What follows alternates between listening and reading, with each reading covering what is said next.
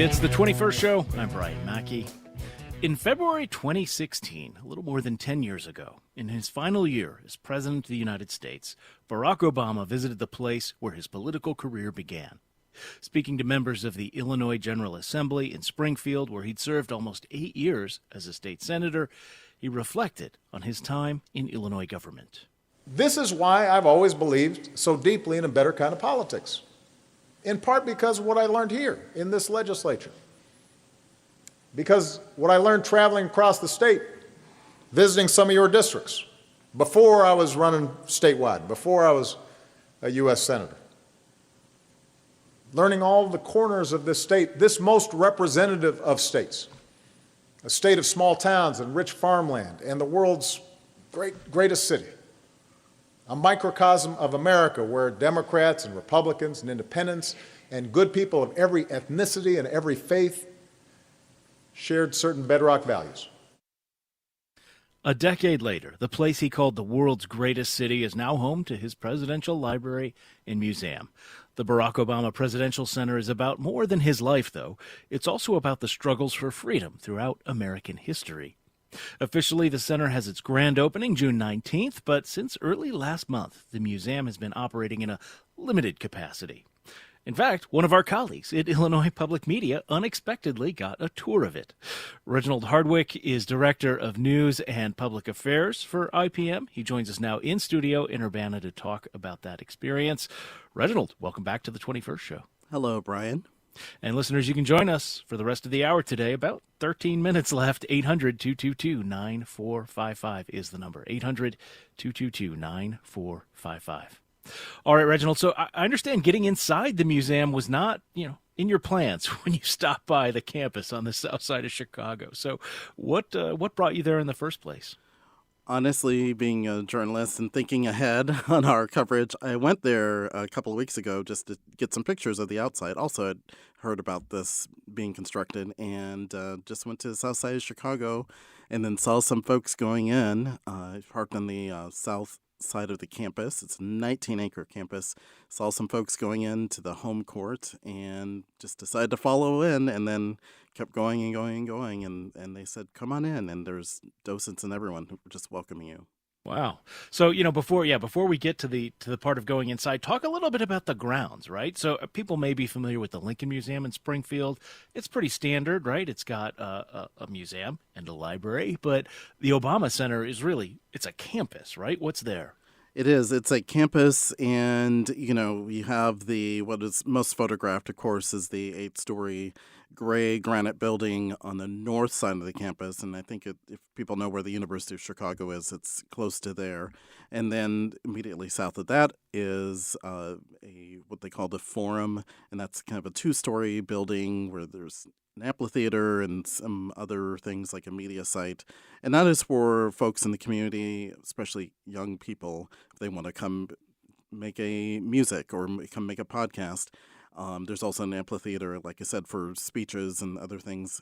South of that is a branch library, and that is named after, of course, the president, and that's for the community. It's a Chicago Public Library branch library. On top of that is a roof, and that is the fruit and vegetable garden named after Eleanor Roosevelt, and that is where they're growing all sorts of fruits and vegetables that will be shared with folks in the south side. Continuing south of that is a huge playground and also a green space adjacent to that where people can catch a concert, catch a movie out in the outdoors, or go out and grill or have a picnic. And then there's a huge, big blue, and you see it because it looks like aqua, like a river of all sorts of playground equipment, all ADA compliant. And I saw a note from a kid that said, best playground ever. And then south of that is the home court, which is the athletic center, 60,000 square foot athletic center right across from Hyde Park Academy High School. And has an NBA regulation court inside, all sorts of programming rooms, and again, the idea being, kids who are on the south side of Chicago can come there and also, practice sports and connect with each other, do their homework there.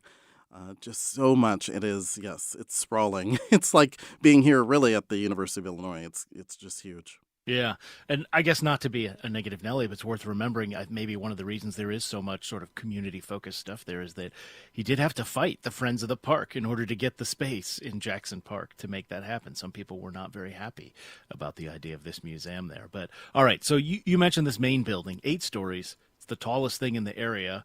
I've seen it going up over time as I've visited there. Let's imagine we're standing in front of it. Describe for me what you see.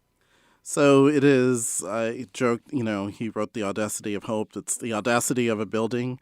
It is a very gray, stark granite building. And then towards the top, you see these letters that are 5 feet tall. And it is actually from a speech that he gave in Selma, Alabama for the 50th anniversary of the march there. And yeah, let me ask you to pause because we Sure. actually have some audio of the speech that Obama gave in Selma. The words, as you said, they make up a significant part of the facade of the Presidential Center. Let's listen to it. You are America, unconstrained by habit and convention, unencumbered by what is, because you're ready to seize what ought to be. For everywhere in this country, there are first steps to be taken. There's new ground to cover. There are more bridges to be crossed. America's not the project of any one person.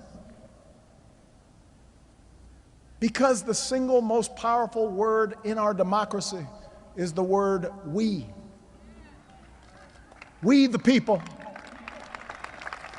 We shall overcome. Yes, we can. That word is owned by no one. It belongs to everyone. Oh, what a glorious task we are given to continually try to improve this great nation of ours.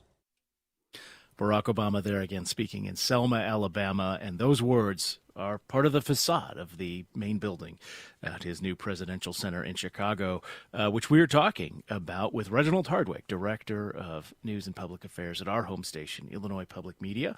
He had the chance to actually go inside the museum late last month. I should say we asked members of our texting group how they are thinking about President Obama's legacy and what people are interested in at the new center.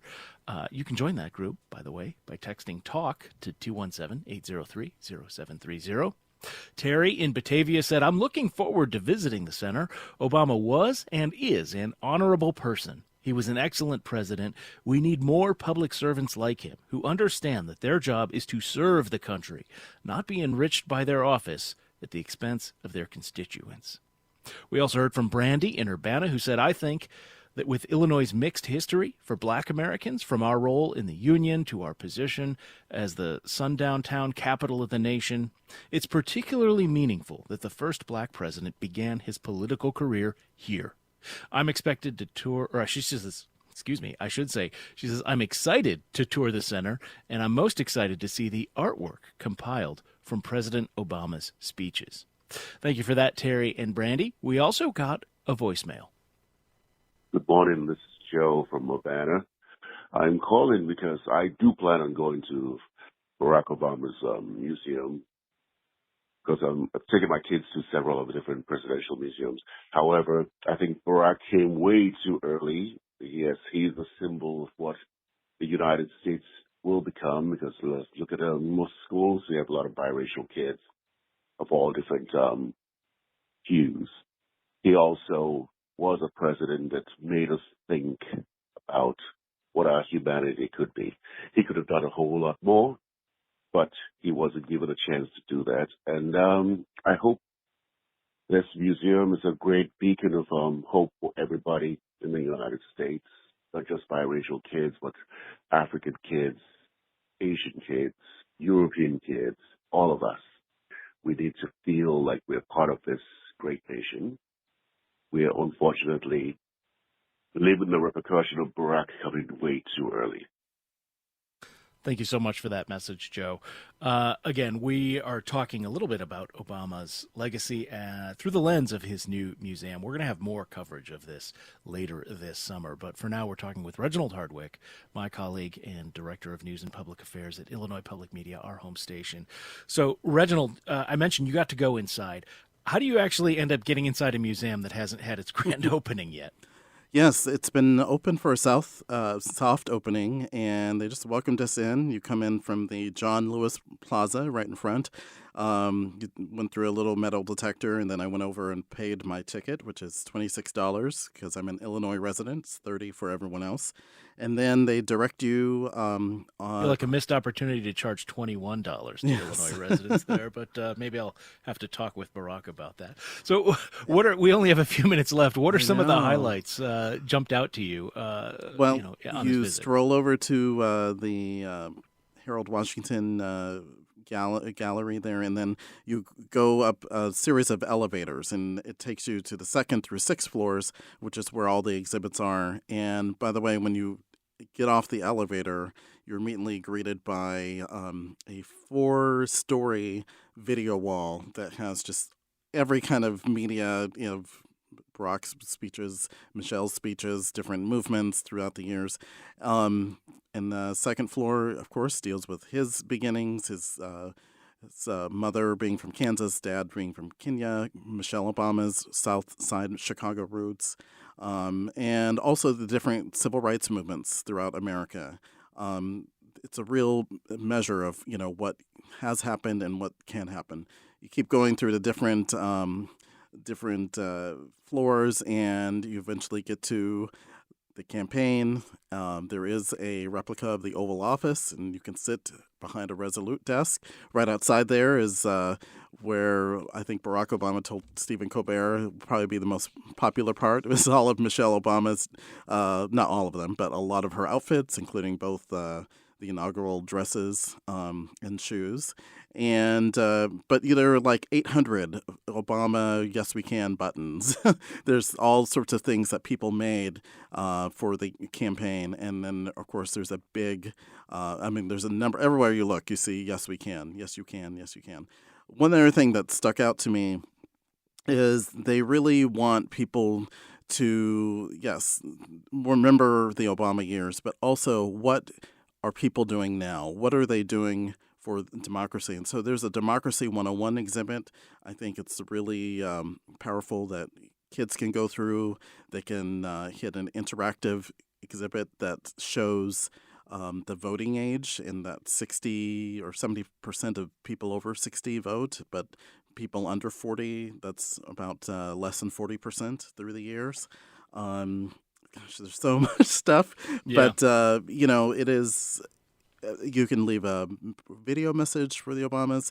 He was the president during the media, social media time. So there's constant video, and also a lot of ADA equipment. There's a lot of material for Braille. There's a lot of exhibits that people can touch if they have low eyesight. There are wellness rooms. It's almost like they've thought of everything of a modern museum. Yeah. Well, we will, again, have more in-depth coverage of this later. Reginald Hardwick, Director of News and Public Affairs at Illinois Public Media, thanks for sharing your experience with us. I appreciate it. Sure. And I got to say, as of this morning, one of our producers checked, the absolute earliest date for which you can get advance tickets is late August. That may have even changed in the time since she checked this morning. But the museum also offers free days for Illinois residents, but those are completely booked out, at least until they start opening up dates for December and beyond. So if you do want to visit, you may have to plan well in advance. All right, that is it for us today. Coming up tomorrow on the program, we're going to take a deep dive into everything the Illinois General Assembly did and did not accomplish this spring. We are planning to have conversations with both the Democratic and Republican leaders of the Illinois General Assembly, House Speaker Chris Welch and Senate President Don Harmon on the Democratic side, and their Republican counterparts, House Minority Leader Tony McCombie and Senate Minority Leader John Curran.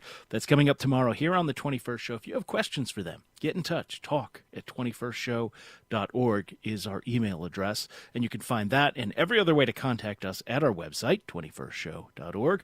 We've also got our past programs there, and you can find links to subscribe to our podcasts. Or just look us up on Apple, Spotify, YouTube, or wherever you listen. The 21st Show is produced by Christine Hatfield and Jose Zepeda. Our digital producer is Kulsum Khan. Technical direction and engineering comes from Steve Mork and Jason Croft. Reginald Hardwick, who you heard from a moment ago there, is our news director. Thank you to the band Public Access for our theme music. The 21st Show is a production of Illinois Public Media. I'm Brian Mackey. Thanks for listening.